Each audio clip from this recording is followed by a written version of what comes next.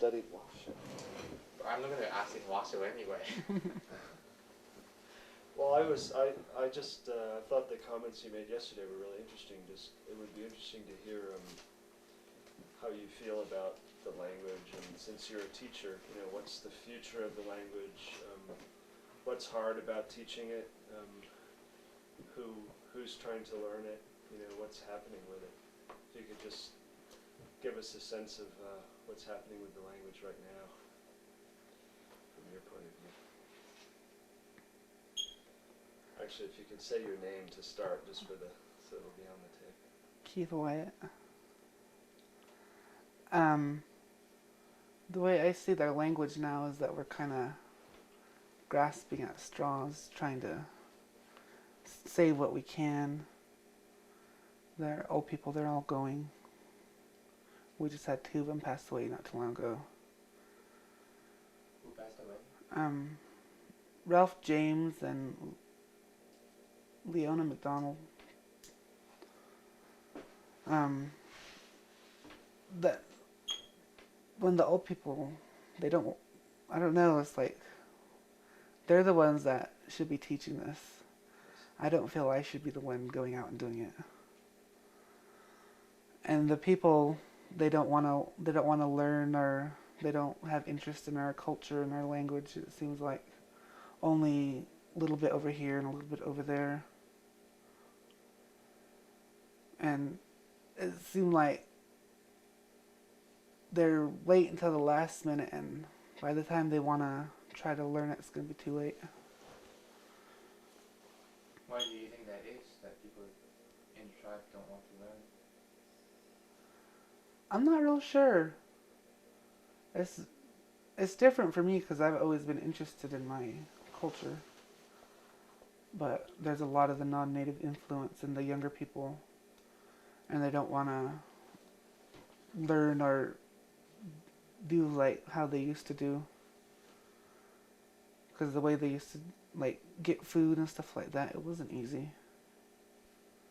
It was hard work. And I'm sorry, go ahead. and they sometimes they don't like how it tastes, or like our acorn biscuits. And that's kind of bitter if you have to acquire a taste for it. When I was little, I used to spit it out. How do you connect traditional activities like basket making to language learning? Is there some connection there? It's all the same. And when you are conducting a class, do you combine those activities? Mm-hmm. We talk about the baskets, what kind of different baskets they are, the tools that you use, what the other stuff is called. And when I teach a basket class, I don't like them to speak in English. The words, like for an awl, when you make a bowl basket, it's called a meebit. And that's what I teach them to call it, and your knife is Tahoe. And that's what they gotta call it. So every class that I teach is there's language there, because our culture and our language is all one and the same. You can't have one without the other. How do the elders, what do they think about you as somebody several generations younger than them, but who's had an active role in trying to preserve the culture? Are they appreciative, or do you have any sense of that? For the most part, yeah. Sometimes I get this feeling like they don't. There's one in particular that always wants to say something. But for the most part, yeah, they're really supportive. Like my Aunt Dinah that was here yesterday. And Mona, she's my cousin on my dad's side. They always talk to me, Steven. And then the other ones that don't work with our program, I don't really have much contact with them. But I try to, when I am around the old people, I try to talk to them in Indian. If you were like an elder for a day and it were completely up to you, how to go about trying to revitalize or preserve the language, what do you think would be the best way to go about doing things like that? Or what's your vision for Washoe, kind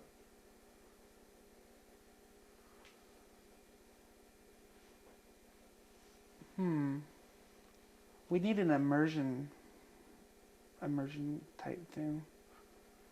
My brother had an idea that you take some teenagers and put them in a house with 2 elders that spoke the language and just have the elders just talk to them in nothing but Indian. That would be the fastest way to learn it. Because the way I learned to talk Washoe was real hard. I learned it 1 word at a time in the beginning. And just in the past 2 years, I started putting it together. And then it's a certain way that you got to put it together. You don't talk like you talk in English. And then there's little sounds that changes the word or changes the tense or whatever.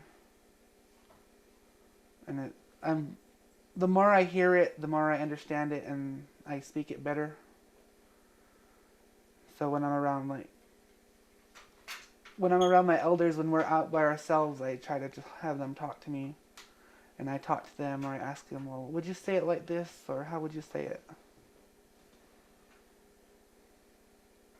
So that's how you learned. You've been asking questions since you were young. Mm-hmm. When did you start learning the language? Well, growing up, we used to have our slang words and stuff like that. What we called the dirty words when we were little kids. And What are they? Actually, I never learned any dirty. they're not dirty words, they're just body parts and functions and whatnot. But when you're little, you think that's bad. They taught us to count in Head Start, where I'm from, Woodfords, and then just like your wiggy and your just the body parts and stuff like that. And then I went away to Reno when I came back when I was in high school, and these kids from Dresserville, they didn't even know how to count. Or when they were trying to talk about a non-native person and say "dabo'o," they said it real funny. I remember like, what'd you say? And just how they said it, and I said, oh, you mean dabo'o? Because I grew up saying that, and it sounds crazy when they said that to me. But it seemed like Woodfords has more of the language. A lot of the speakers are all from Woodfords, or their families are from Woodfords. Does it like bother you, or do you get upset about people who aren't interested in preserving it, or do you think that that's just kind of the way it is? That's frustrating. Because I don't know, I wish that people would try to preserve it now while there's people that still talk it, grew up talking it. Because when it's gone, and you're not going to get it back. Those CDs that we have from Jacobson's collection, they're all in Indian. If you don't speak the language, you're not going to know what they say. And they're going to be no use to people next. How do other people perceive you as a young person who's really interested in it? Like the other people in the tribe who aren't interested?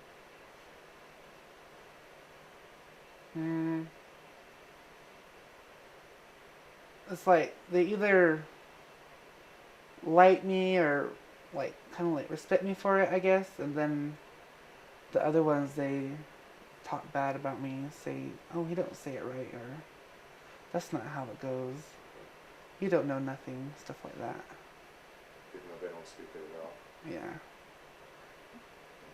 Jealousy is a real prominent thing in Indian country.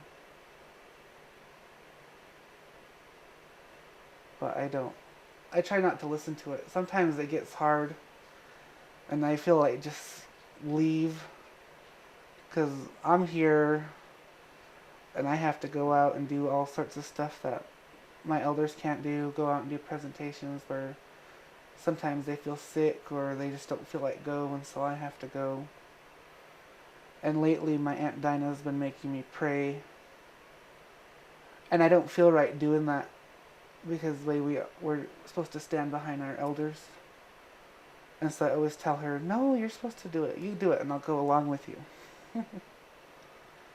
And it's really, like, I feel real lonely next, like, when I'm praying. Because when they're not there with me, I don't know. It's just kind of like, well, what am I doing? Is there a particular place or time or occasion for these types of prayers? Can they be said anytime, or is there some special reason why you would say them? The way they used to do it was when they felt the need for it. Usually when you wake up in the morning, you wash your face and you pray. Or when you go out and gather something, you got to talk to that. Whatever it is you're gathering, and you talk to it and tell it why you need it. Yeah, Ramona was telling us yesterday you have to pray to the pine nuts when you're collecting them. Yeah. So you would memorize particular prayers for particular No. occasions, or do you just spontaneously It's say? whatever comes to you at the moment. But it's usually just like, the main is like, so we'll feel good and get along and be strong and not sick and stuff like that. But like, if you're praying for something specific, you'll just talk about that.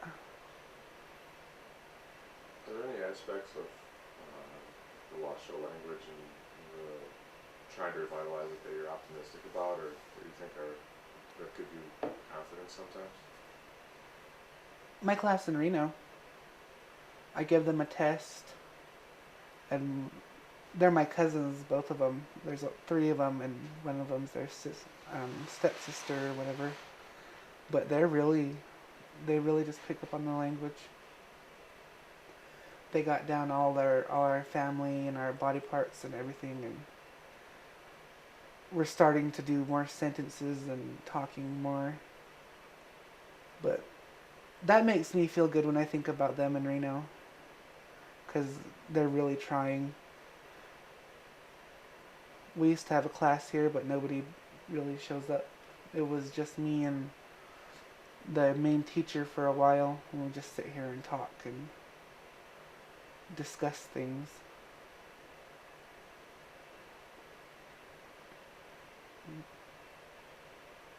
What kind of things are easier to talk about in Washo than in English? Or maybe vice versa, easier to talk about in English? There's some ideas or concepts or things that are special to Washo that you find hard to express in English?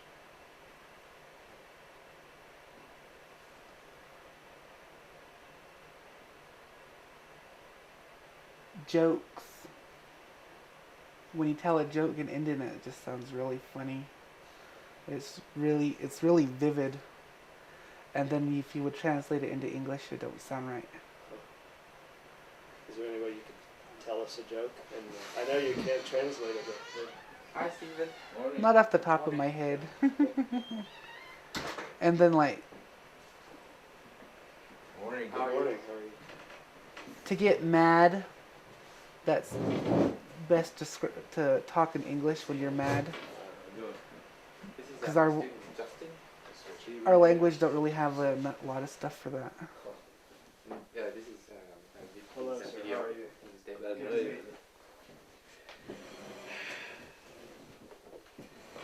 Just doing a little interview with Danny.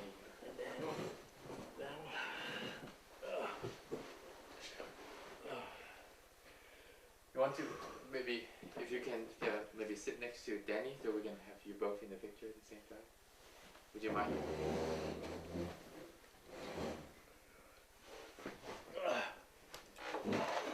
Sit close if you wouldn't mind. There you go. Your knees maybe scooch together just a little bit. The cameras. There you go. And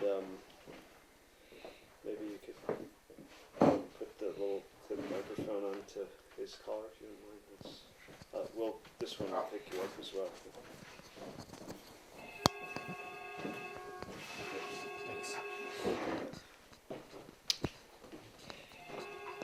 Do you mind being filmed Mm-mm. at the same time while we record?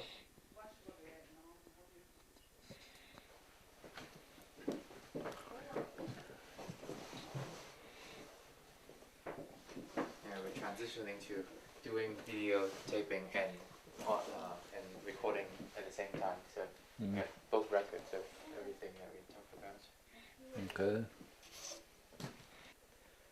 I was wondering whether you guys can like talk in Washoe and talk a little bit about are you recording or anything? Talk a little bit about how it was like for you to grow up in Tahoe before moving down here. Or did you always live down here? I don't remember now. In the summertime, we'd go up there, Lake Uh-huh. Tahoe. In the wintertime, we'd stay down here. Okay.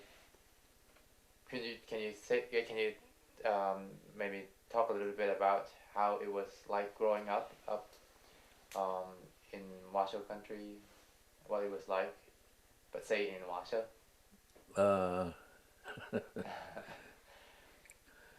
Yeah. And feel free to chime in if you want. Aga Sigabat Leo Skulage Leonel. Ash.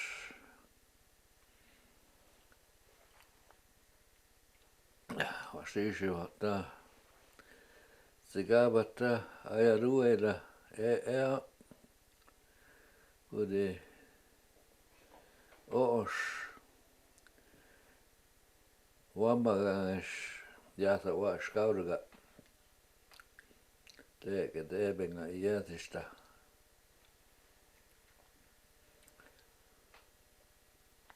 Ude Sigabata Waga Eda Hutta Demluga was weekly the Isa Pulliga Blida so Atta bit Mokka Kaira Kihu Kaira Kallis Lewe Kallis Kiu Lewe Ida Memdewi got well Ida Hutta Lima Mille the Kesra the Iske Tangaida Iusida ja Tsigabat Daati Kihukaida Kallis Lewe Atta bisa Kara